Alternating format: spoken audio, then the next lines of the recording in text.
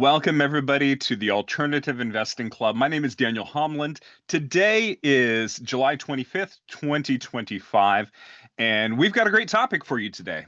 We've got my CPA, Mark Perlberg, or my tax preparer, rather. And you're on mute, Mark, just so you know. Hopefully you're able to take yourself off. But I want to hear from the rest of you.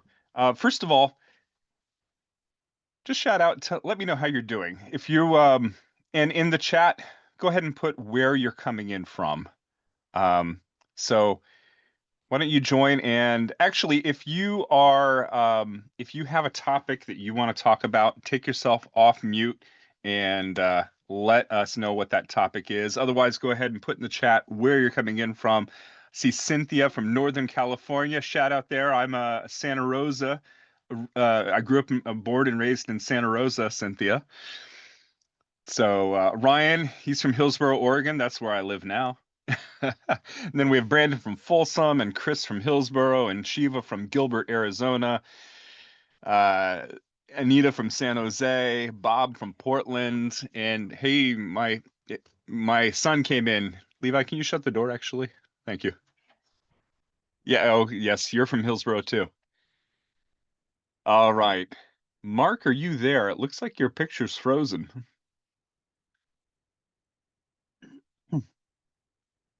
It's moving a little, but you're on mute. Let's unmute you.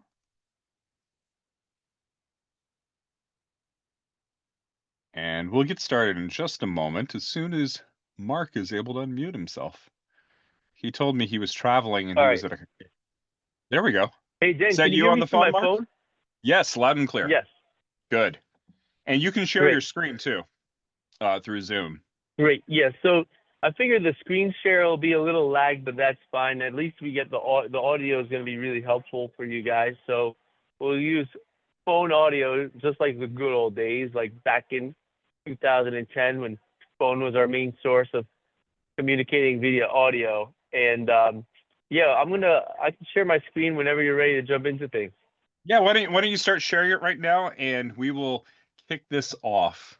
So today we're going to be talking about the big, beautiful bill, and there are a lot of provisions in there for real estate investors and frankly for investors of all types. And so Mark, I know, did a presentation on this a few weeks ago, and just because of meeting conflicts, I wasn't able to attend.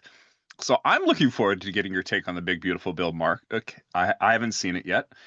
And so for those of you who don't know, why don't you introduce yourself? And I'll let you take it away. I'll collect all the questions in the chat and try to judiciously interrupt you. And you can present, and anytime you want to go to discussion or questions, let me know, and we can bring it over into a conversation. I hope all of you get a lot of info about this because there's a lot of good things to learn. Fantastic. How's it going? My name is Mark Perlberg. I'm a CPA certified tax planner, and we specialize in advanced tax reduction strategies for entrepreneurs, real estate investors, and high income earners. And most of our clients do something with real estate, and we do holistic tax planning to look at everything to not only reduce your taxes this year, but every year, and looking at all sources of income and assets. We're based out of Atlanta at Prospero CPA, and we serve clients across the country. And I also have 2 cats. Anyways, Dan, you're frozen on my side. Can you guys hear me? We can hear you, yes. You would have seen me laughing at your 2 cats comment. Okay. The internet is really rough here, and working out of hotels always has its challenges. But anyways, so I'm going to just share with you some things I want you guys to think about if you're real estate investors, but also, if you are real estate investors, there are some other variables and things that are going to be of interest, assuming you're in position to invest in real estate. And then also we have the Alternative Investing Club here, so you're likely considering other strategies and assets. So really, this is going to be a topic tailored to those of you investing in real estate and how the real estate is going to impact you and your ability to save on taxes. And I know that my screen just cut out again because of the crappy internet at this hotel. So I'm going to go in and out with the slides. And if you want to see the slides, you can email me. But I have the slides on my side. You can't see them, unfortunately, but we'll still deliver good information, and you'll see visual Hey, Mark, slides. do you want to email them to me? Do you want to email them to me really quickly? Yeah, why don't we do that, and we can that'll give me the opportunity to have you be the slide master, and I'll just tell you the number of the slides so we don't get too confused. That works. And that'll allow us to do it here. And you can discontinue your video, I guess, so it saves on your bandwidth. Yes. Here. Sorry, everybody. I'm eating my sandwich in front of you.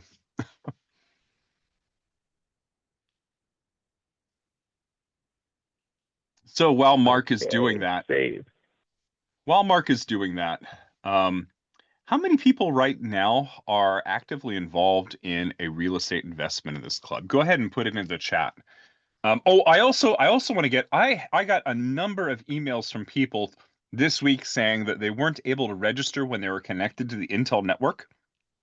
So I want to get feedback from the group here. Were you able to register? Single family absolutely counts, Dennis. Ryan, great. SDRs, I'm still working with the SDR that Mark Perlberg actually did the cost segregation study for me. Chris is in 3 deals. I know, Mohammed, you're a beast. You are very active. Oh, Eric is doing crowdfunding. So we've got a lot of active people here. Yeah, so feedback on Intel. Was anybody able to actually register on the Intel network, or have they?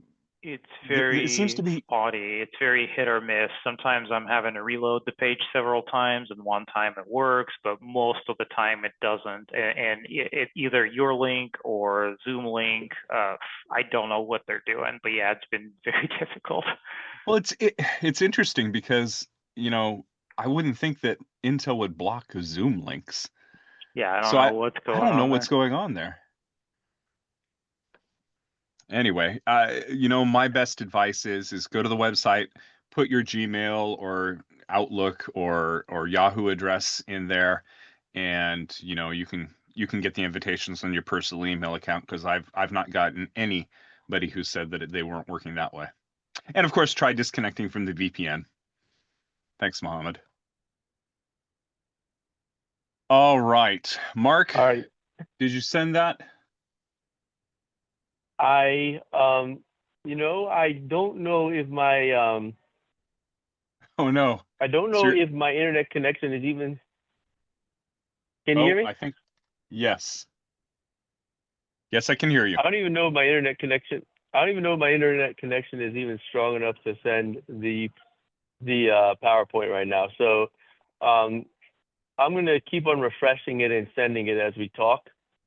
Okay. And once you get it, we'll get into it. But you guys should be able to understand this enough to listen in. And as soon as the visuals come, we'll get them. All right. Cool. Well, so I'll turn it over to you then. Okay. Sorry, guys, for the technical difficulties in this hotel of mine. But anyways, so let's get into it here. So you got, Dan, what I want to get from the audience here is how many here is actually doing tax planning for their real estate? Have you guys in the audience, on a scale from 1 to 5, how much thought have you put into your tax planning? Put it in the chat. And Dan, you could tell me what we're getting from the audience here. I'm curious where you guys are in thinking about tax planning. I did just do a question. We got a 3 coming in. I did just ask a question on who was involved in real estate here, and we got a number of people talking to us about what they do. But it looks like another 3. A lot of cost segs in the audience? I don't know if people in the audience have been doing cost segs. Okay, really important stuff there.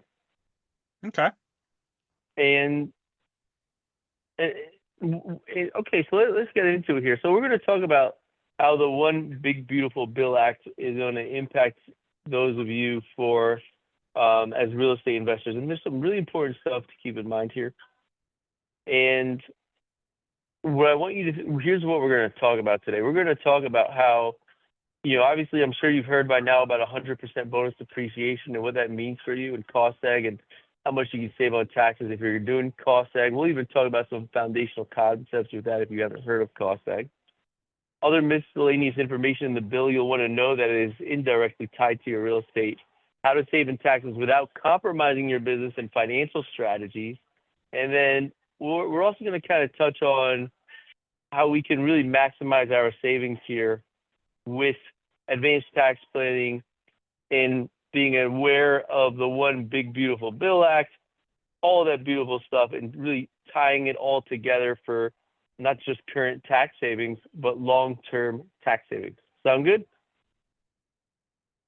Anyways, as I refresh my inbox, my email system, some of the things we want to think about is obviously the big ticket item here is 100% bonus depreciation is permanently back, which, I'm sure that you guys, I imagine if you're at all paying attention to what's going on in the news, you're aware of this, right? 100% bonus depreciation is back. And what that's going to allow us to do is it just makes it really easy to create losses. The easiest way to create business losses from your real estate portfolio is going to be with cost segregation. We've done this hundreds of times. It's not even a risky strategy. In fact, it gives you more accuracy, and some would say that it's a preferred strategy with the IRS as long as it's done properly, because it gives you more accurate replacement values and whatnot. But anyways, we have the ability to create massive losses by writing off our assets, whether it be real estate or even assets used for our real estate, like our trucks and equipment, et cetera, et cetera. Hey, Mark. And these losses can offset. Can you explain for people what depreciation is and how it helps us create losses? I think that most people here know, but let's go over it just in case.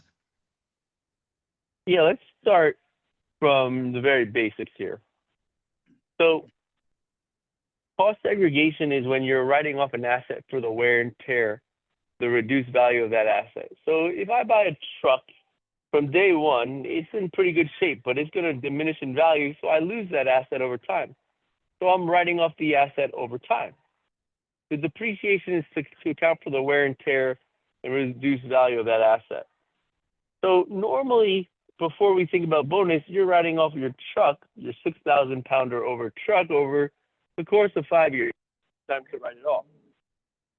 However, when you have bonus depreciation, you are allowed to write off 100% of that truck in year one instead of 5 years to write off the truck. So that's really where the magic happens with bonus depreciation, is that first off, you're writing off your assets. And then bonus depreciation allows you to, instead of waiting over a certain amount of time for how long the IRS says it takes for your asset to wear off, you just write it off immediately. Does that make sense?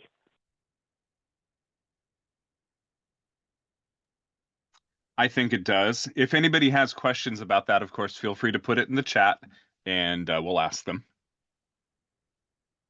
All right, fantastic. That's really the big ticket item here. And what we want to think about here is, okay, so now that we know we have a way to create losses with bonus depreciation. We can write off our assets really fast now. And this really becomes powerful because you're financing your assets, right? You guys aren't buying your real estate in cash.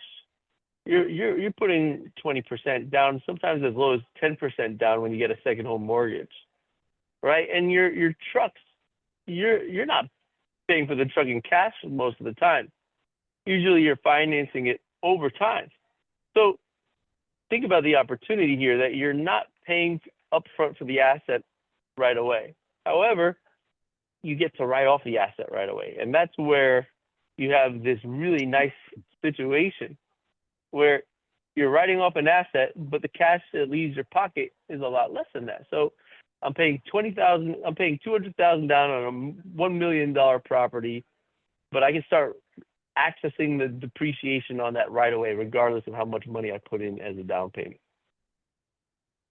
Hey, Mark, we've got a couple of questions. By the way, Dan, when you're ready.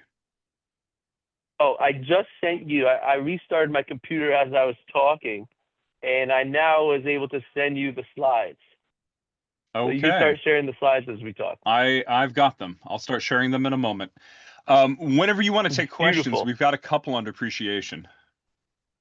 Let's hear it. Let's hear the questions. And while I'm answering the questions, if you can scroll to slide 5. Okay. Give me 2 seconds here to download it, open it, share my screen.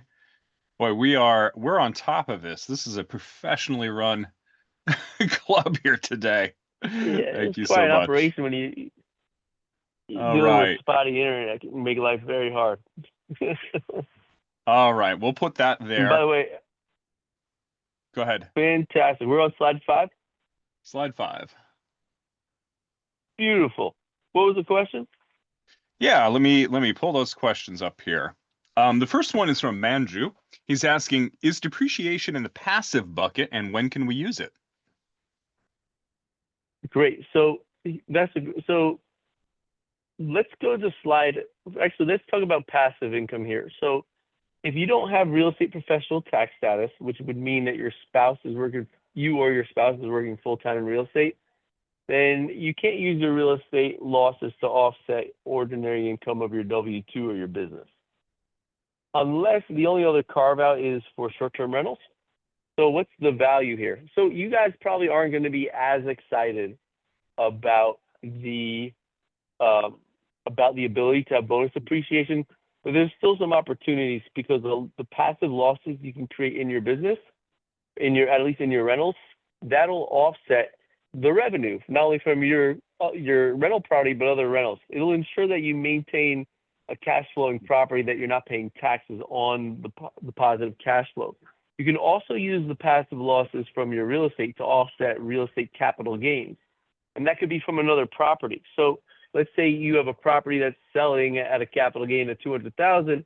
You may be able to do a cost seg on another property to offset that capital gain. So there's still value in this opportunity, even if you can't use your losses. Unless there's another question, let's go to slide 6. Okay, I do have 2 more questions for you, but you can present for however long you want, and then we can answer them. Great. So let's hear the questions. All right, we have a question from Paul. What does the bonus mean in bonus depreciation? So bonus depreciation just means that you're going to be able to write off 100% or whatever that depreciation amount is in year 1. So that's what they mean by bonus. The bonus is that you don't have to wait the full length of the asset. So every asset is going to be depreciating over a certain length of time. And the bonus element of this is that you are able to not wait the full 5 years of the asset life to write the entire thing off immediately. Okay. I'm looking for how to actually share the full screen here, so bear with me. I don't use LibreOffice very often. Okay, and so another thing I want to share here. So you guys, thank you. What you're going to see here is, as far as how you can use your losses to offset your income here, here's just another thing I want to share with you guys. So you may be thinking to yourself, well, this is great, we can create losses, but what does that mean to me? And I want to have profit in my business, right? So we create paper losses. Even if you're cash flow positive, you're accessing all this depreciation through the strategies of, we'll talk about cost seg in a little bit. The way it can offset your ordinary income is you can see this little chart, and you may want to take a screenshot of this because your CPA may not even understand what this means here. So this is going to share how you can use losses to offset your other income. And essentially, you're always going to need material participation. So a certain threshold of how much time you put in your rental. If you have material participation and the average length of stay is 7 days or less, or a short-term rental, Now your losses can be utilized to offset your business or your W-2 income. And now we do these cost segregation studies to accelerate your depreciation, create six-figure business write-offs. And we'll talk about it in a little bit. Now, if you have material participation, then we want to know, if you scroll below that, if the average length of stay is not 7 days or less, either you or your spouse is going to need to be a real estate professional to use these losses to offset your other sources of income. See, so you follow that chart. Yes, you need material participation. If it's not a short-term rental, you need rep status, real estate professional. If you have all of those placed, you are into the promised land of non-passive losses through rentals, and you can now offset your other income sources. Let's move to the next screen, Dan. Although it seems like I'm back on Zoom by restarting my computer. I bought some time, but I don't trust this internet. It may go out again. So, so we can deduct. So essentially what we do here for real estate investors is anytime we have personal property, whether it's in your rental or not, we're going to be able to write off 100% of those items, whether it's what we're going to find here is if you have assets, whether it be a refrigerator or a cabinet or the truck in your real estate business, or even the driveway, believe it or not, all these things can be written off immediately, giving you immediate tax write-offs and potential reduction in your taxable income. Let's go to the next screen. And let's talk about, so some of these things are the big ticket item. And if you haven't heard of cost segregation, and if you're interested in reducing your taxes through real estate, cost segregation is the biggest ticket item. I would equivalent to, you know, what Bob Marley is to reggae music is what cost segregation is to real estate tax planning. So what we can do here is we can look at this property. Let's go to the next screen. And essentially what we're doing here is we can actually, let's go to the next screen as well. Normally, a real estate is going to depreciate over 27.5 or 39 years, and that's a long time to write off your asset. I mean, you're shelling out hundreds of thousands of dollars to buy this real estate, and you can't write it off right away. Well, that kind of stinks. You can't write off the land ever, and in the building, you're going to get that depreciation write-off over 39 or 27.5 years. But what happens is we do this cost segregation study, and we say, hey, that refrigerator is not lasting 39 years. Neither is the laundry machine, neither is the carpet, neither are the cabinets. And you pull out all these items and you put them into this other category of assets that you write off. And you write them off faster because they're now personal property. They're not actually part of the building. The refrigerator isn't part of the building. It depreciates faster, and we can write off that refrigerator immediately. And the amount of deduction we get is going to be typically 25 to 30% of purchase price with some variations, sometimes higher, sometimes lower. That is a huge chunk of a tax deduction that you can get on these rental properties. Let's go to the next screen. So here's just one example of a client we worked with. Now, you do not need to purchase a property of this size to see the benefits of cost seg. And we've done much smaller. But anyways, a client purchased a property for $1.925 million. The next screen. And the cost segregation study identified $702,000 depreciation. Go to the next screen. And the tax savings you're going to see here was about a little over $250,000 from this purchase. So, you know, for someone in a high bracket, you're getting almost all of your money back. Now, in the past, cost segregation has kind of gotten up and down, and it was phasing out. And, you know, if you look at what was going to happen before this bill, cost seg was already down to, instead of writing off 100% of that asset in year one, which everybody's so excited about, you're only going to write off 40% for bonus. So not nearly as exciting. It really took away from the value of these cost segs. But now that we have 100% bonus back, now everybody's excited. We get this gigantic write-off up front. And we're back to what used to be to me. I was looking at this as like the golden era for real estate investors, where it was just so easy to create tax losses. And it looks like this is, until they change the law, this is assumed to be permanent, 100% bonus depreciation, which is a really amazing thing for real estate investors. And let's talk about what this means for you guys.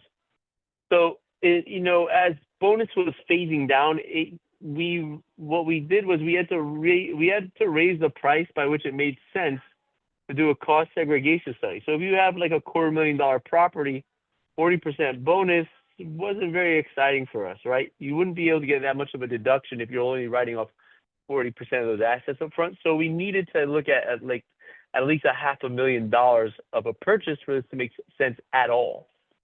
But now that we have 100% bonus, even these smaller properties will make sense to do the cost segs on. You're going to need fewer cost segregation studies to create these tax savings. You're just going to get more bang for the buck, more upfront depreciation on each of your rentals. So it's going to be easier to create tax savings from the cost segregation studies. Another thing here is because it's so easy to get bonus depreciation, we may want to combine this with what's called Section 179 deduction, which is not bonus. It's a different election, and it often gets confused in social media. People assume they're the same. They're not, but it gives you more flexibility in controlling the timing of your depreciation because you may not need it all. It's become a lot easier to reduce your taxes to a very low bracket. Mark, I was going to say that actually goes to a question that somebody had and that is, if we're not able to use all of it, does it roll over to the next year? Yeah. So this is where tax strategy, you actually want to have someone who's doing your return that's strategic. There's actually a planning element as you prepare the return. So if you have cost segregation studies or large amounts of bonus depreciation, you really need a preparer who can align and understands your situation currently and in the future to see when is the best time to take these write-offs, because there's flexibility. And one of the things here is that when you take a real estate loss, if it's non-passive, like I said, it can offset your other income sources. But if you don't take it this year, any unused losses carry forward. So let's say we bring you down to a negative $300,000 of income.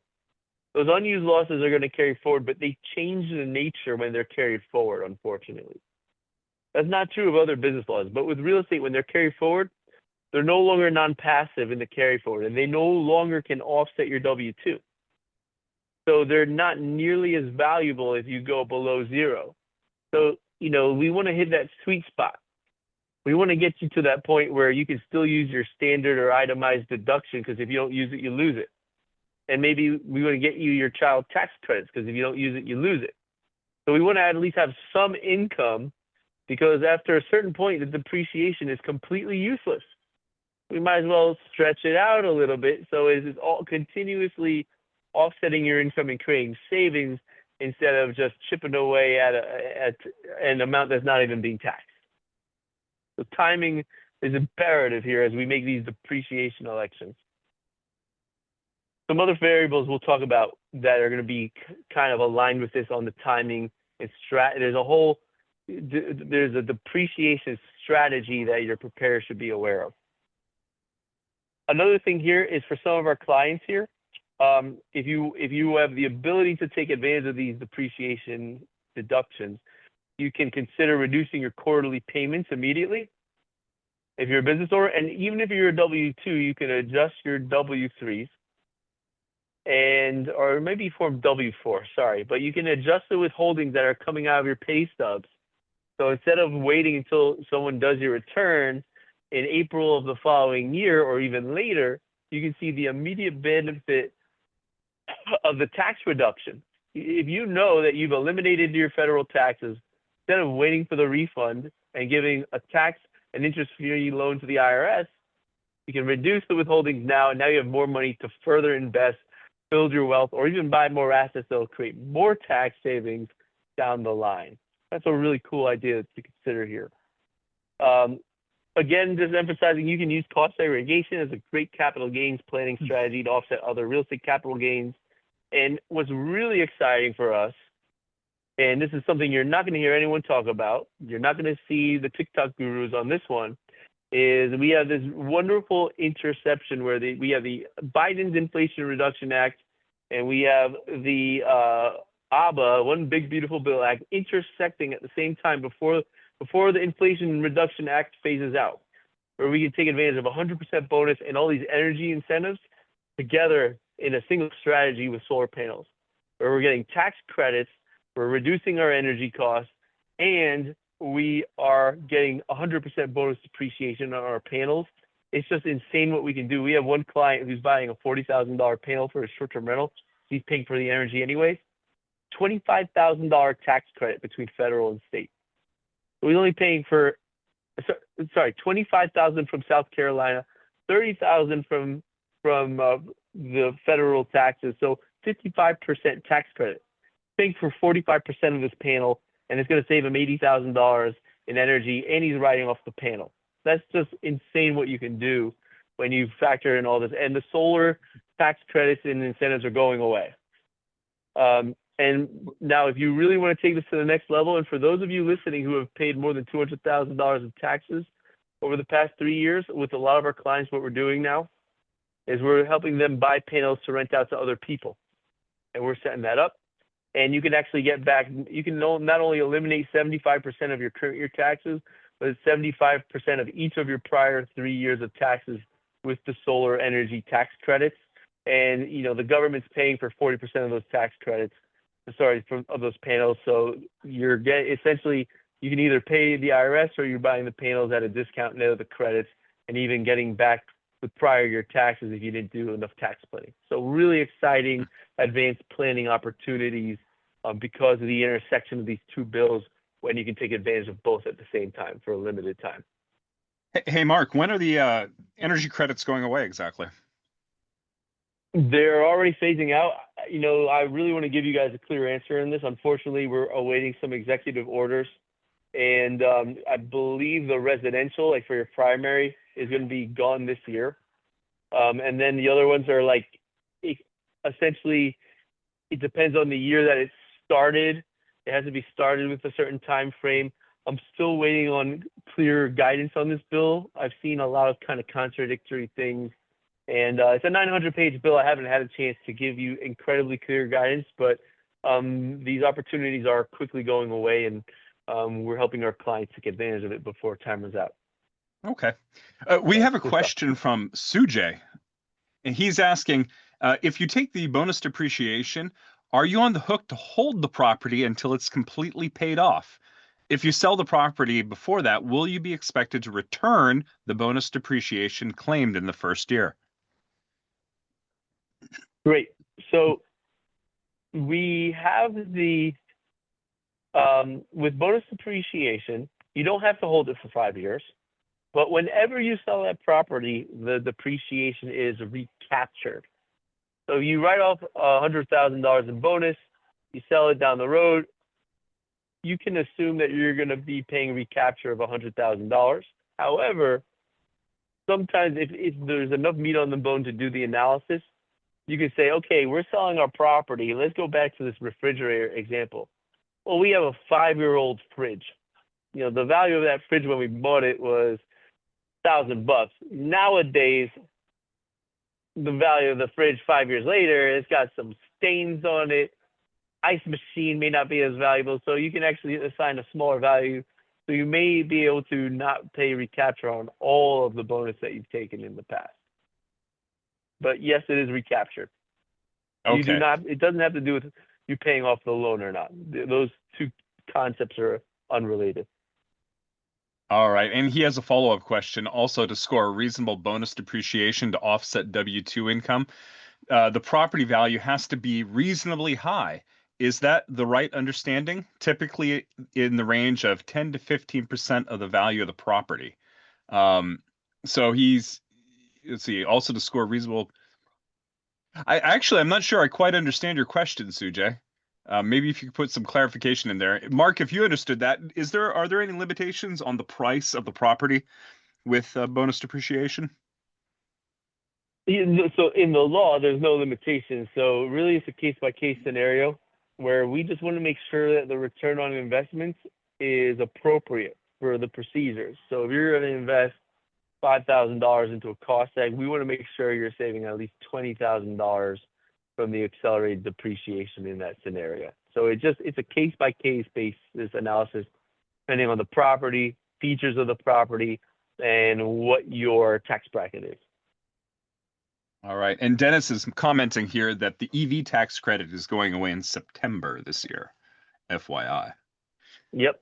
Elon Musk should have been a little nicer to Donald Trump, and unfortunately, he didn't get what he wanted. Um, All right. California folks, you guys got to be wondering what's going on there. Are you guys still trying to go off gasoline by like a certain year? Is that still a thing in California? Is it 2035? I have no idea. Yep. Hey, I wanted to ask you also. We'll see what happens with that. I wanted to ask you also, there's a pretty big real estate deduction for those that are in the industrial manufacturing sector, not just in single family homes, but if you're buying manufacturing or you're onshoring manufacturing. Have you spent any time looking at that and have any comments about it? Yeah, there's a slide on it later down the road. Oh, okay. It's just a bullet point, but yeah, for U.S. manufacturing real estate, which is really exciting, 100% of the building can be written off immediately. So instead of doing a cost seg where you may be able to write off like 25 to 40%, like 30% of the building up front, now you're going to be able to write off all of whatever value we assign to the building, not the land, but the building. We're going to be able to depreciate 100% in year one, which is amazing. So that is a new opportunity, and eventually we'll find some people syndicating deals on that, and who knows what we'll find. Yeah, absolutely. Real estate has been an area that syndicators have done a fair amount in over the last couple of years, just because it's been one of the higher performing sectors within real estate over the last 2 to 3 years. And so definitely look for opportunities in industrial real estate that might be taking advantage of that tax provision. Very interesting. Very exciting to see what we told. Unless we have another question, let's go to the next slide. All right. And so here's some other things I want you guys to think about for real estate. And let's talk about like some of the dangers here is, it's really easy to be seduced by this idea of 100% bonus and riding off your G-Wagon like the TikTok gurus like to do and come up with all reasons to write off your yachts and this stuff. But you want to be aware of what is depreciation recapture. So if you're going to sell that asset, you are likely to pay taxes on pretty much paying back that recapture tax. And the depreciation recapture from those cost segs is taxed at your marginal rate. It's not 25%, it's not 15%, it's whatever your federal marginal rate is. And if there's a lot of it, you may be bumped into a higher marginal rate. So you want to make sure you're planning for it. And when that comes, if you're going to incur the recapture, there's other strategies aligned with that.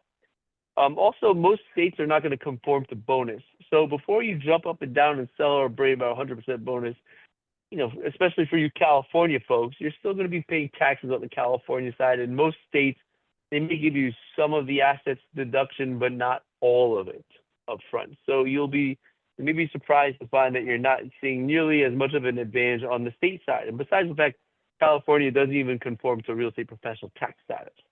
So the state taxes are not going to be impacted as heavily. And also be aware of taking on too much debt. Your tax planning has to be more than just one idea.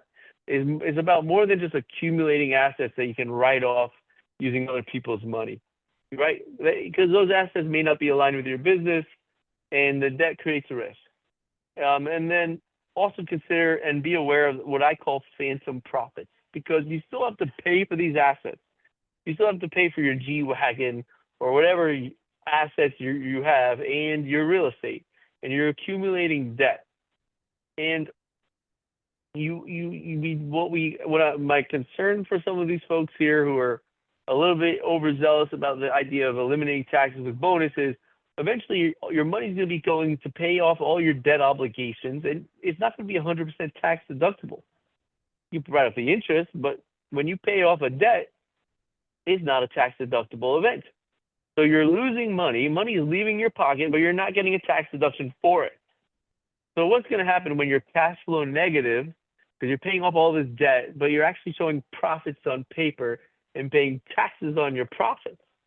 So we want to be planning for this and make sure we have a holistic tax plan that is not just relying on assets and debt to drive down our taxes.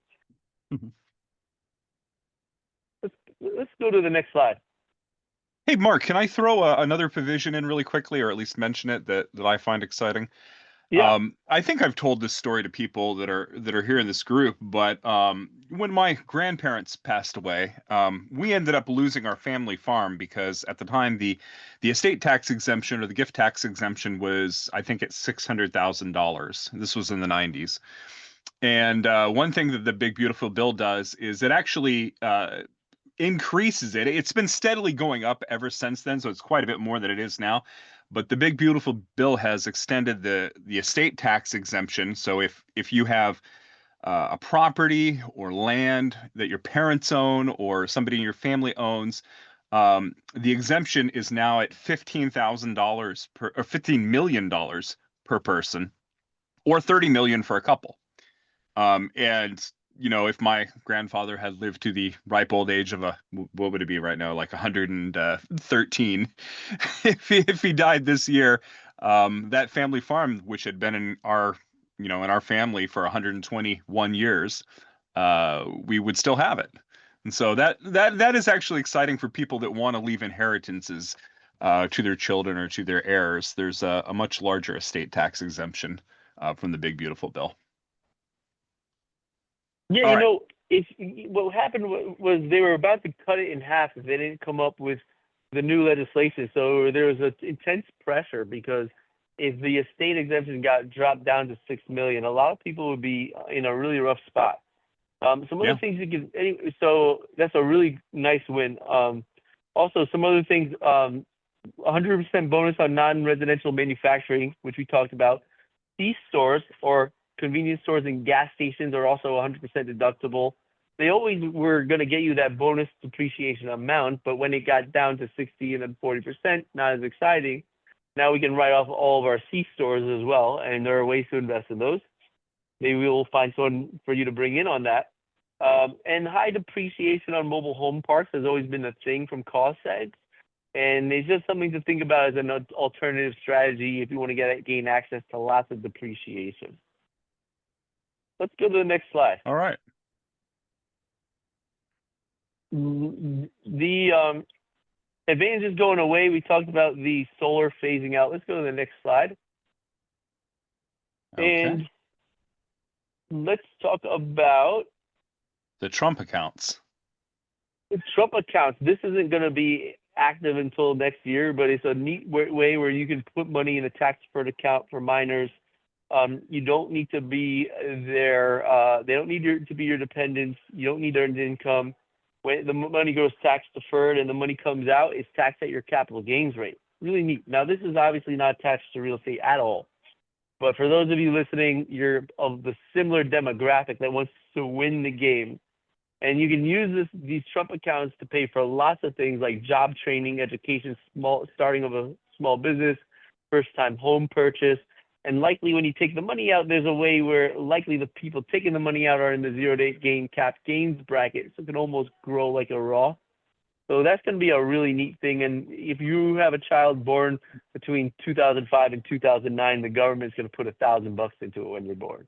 Neat little thing there to are these automatically opened up, or do you need to apply for them at the time of your child's birth? How does that work? Nobody knows. They haven't implemented anything yet, so I don't know. Okay. All right. Your guess is as good as mine. Yeah. All right. Next slide. Let's talk about just another thing here for short-term rentals. Consider raising the price because we have a lot of affluent people, a lot of dentists and doctors in California looking for tax savings, and they want to pay a high cost for these vacation rentals in the Smokies and elsewhere. And the tax savings is factored into the price in many situations, and they're very desirable for the tax savings. So if you have a short-term rental you're selling, consider the demand and the desire now that we have solidified this 100% bonus that they can take on the purchase price. Let's go to the next slide.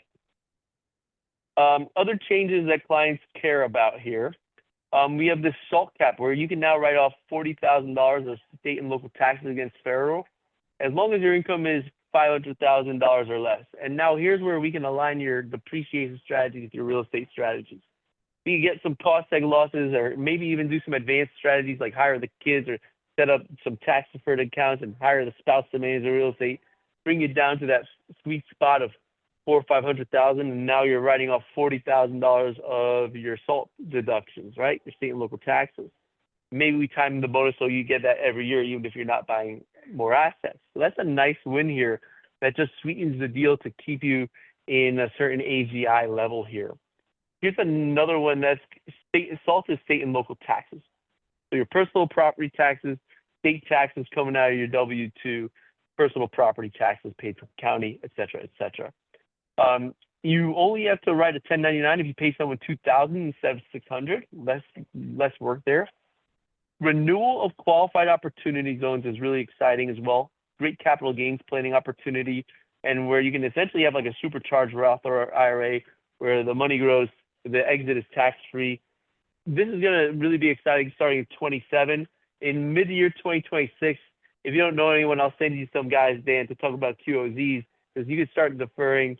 Actually, you could start, I would say, in 2027, because then you get this rolling 5-year time period where you wait 5 years, you defer the taxes for 5 years now, well, starting in 27, and then you get you can get a 10% step up in basis, and that's going to increase to 30% step up in basis if it's in a rural qualified opportunity zone. And also there's all this criteria to develop the real estate with the QOZ, and it became a lot easier to do. Instead of improving it based on 100% of the building's value, it's only 50%. So it becomes a lot more feasible in the execution. And there's all sorts of innovative strategies for when you've recognized the deferred taxes to drive it down based on property valuations, and all sorts of things that we can do to time it. So it's not just tax deferral, but partial tax elimination combined with the step up. So very exciting opportunities to come with QOZs, and you don't need to be a real estate investor. Any cap gain can go into that. So for any of you here with any cap gain, a lot of exciting stuff. We have the estate exemption, which we talked on. Let's go to the next slide here. Okay. We have a really quick question on what is a SALT deduction? Oh, right now it's 10,000. No, I think he means what does SALT stand for? Or state and local taxes. State and local taxes. There you go. Yes, so your property taxes on your primary residence, state taxes going out of your W-2. All right. Oh, and I see Chris replied with that in the chat too. Great. QBI is permanent, and that was going to go away, so that's a 20% deduction. If you're a full-time business owner, this is relevant. Sometimes relevant for real estate as well on how that kind of comes together. So if essentially your CPA can evaluate your situation to see how relevant that is. R&D isn't going to be, for some of you folks, will be relevant. It works for real estate developers. So if you're doing anything in that area, that'll be applicable. Let's go to the next slide. And let's talk about what you guys should be thinking about now, right? Let's go to the next slide. And just talking about this, how I want you guys to think about this. If you haven't done tax planning, especially now for any of you investing in real estate, you should at least have some conversations, whether it's a traditional IRA all the way up to the more sophisticated vehicles. If you're paying over $100,000 in federal tax per year, you got to be doing at least having some form of a conversation to see what you can do about this with the strategies we referenced earlier. And some of them, you don't need real estate special tax status at all, or even short-term rentals. Dan and I, we talk about things like oil and gas, and there's a million other things out there to consider. And you want to build this compounding wealth strategy that acknowledges the changes in the law there. So as far as just next steps, you can scroll through the next slide. If you want to see how any of this applies to you here, you go to the next slide. What we do is we do an opportunity report, and it's completely free, just so you guys can see what it's like. And we're going to share with you. You fill out a quick survey, and you'll have an interview with our team, and you'll get a personalized video. Let's go to the next. Just keep scrolling through the next slides. You get a personal video from me showing tax projections and really just a new way to look at your taxes and how any of this may apply to you. Maybe we can share with you what it works with us, but at the very least, we can share with you how this could apply if you're interested. So you could let's go to the next slide here. if you want to learn more, you can go to prosperocpa.com/opportunity report if you want to see what all of this stuff means for you. Because I know that I just threw a lot at you guys. So you might want to copy and paste that into your URL if you're interested. And also, if you guys are not ready to talk to anybody, or you just want to get an intro to what tax planning means and how it works and the basic framework, we have a free tax planning checklist and mini course at taxplanningchecklist.com. So either of those places, if you want to talk to us and get direct feedback, go to the Opportunity Report website. And then you can go to taxplanningchecklist.com if you just want to get in our system and get invited to some of our free events and our newsletters and get the free course. I like your domain name there, Mark. Tax Planning Checklist. Good stuff. Yep. Keeping it simple. So the people in the car, if you can't remember what I said earlier, taxplanningchecklist.com, you'll be dialed into our system. All right. Case studies, see some good stuff. At the moment, we don't have any other questions, but if anybody wants to put in last-minute questions, go ahead and throw them in the chat. Or, frankly, at this point, I think you could just take yourself off mute. We've got a smaller group here today, so if you want to do that, you can do that as well. But Mark, are you?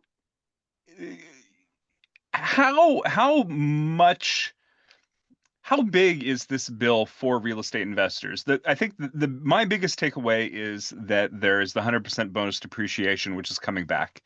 And that was always a great advantage or a great opportunity for real estate, just to be able to deduct, a large amount in the first year.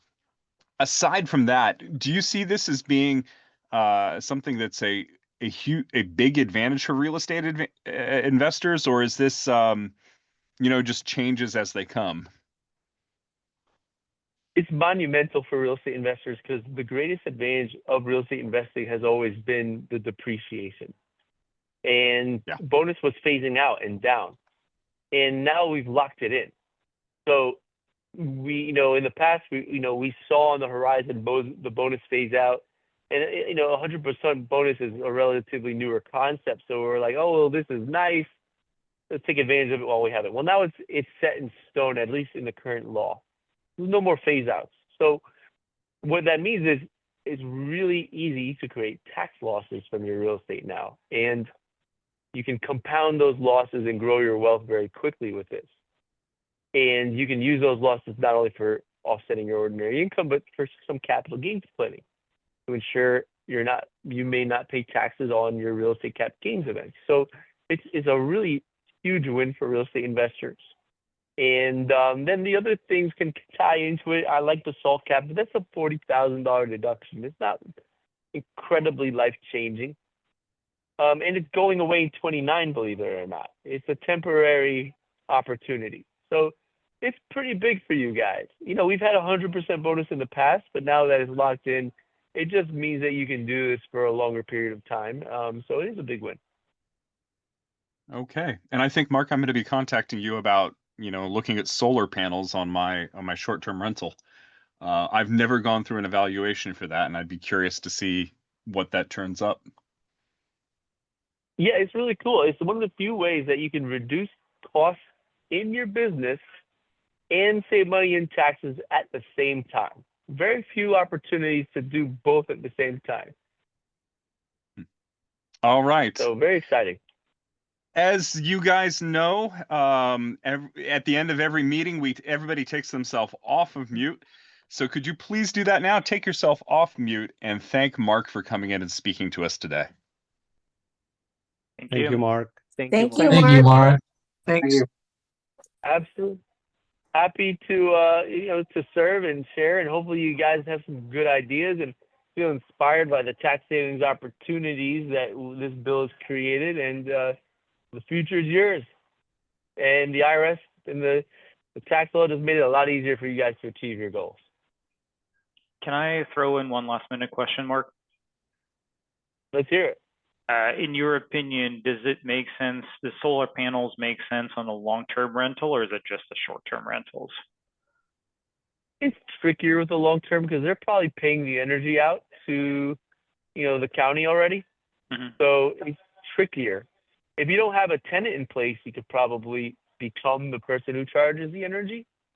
But it's not as exciting. Where I like to see it is short-term rentals, and if you have like a commercial rental, or if you own where you work, that's where it becomes a little more feasible to see to execute on it. Got it. Makes sense. Thank you. All right. Yep. Next week, we're going to have Donato Callahan. He's going to be coming in and talking to us about his real estate analyzer software. So looking forward to that. And as always, we'll be here every Friday at noon. Have a wonderful weekend, everybody. Thank you, Daniel. You too. Absolutely. See you later, Dennis. Thanks for hosting me, Dan. Hope to hear from you guys, and have a wonderful day. For those of you who don't know, Mark stepped in at the very last moment after we had a speaker cancellation. So thank you, Mark, for doing that. Yes, I would like to say that I am more reliable than my internet connection here. And I appreciate you guys, and let's keep in touch. Cheers.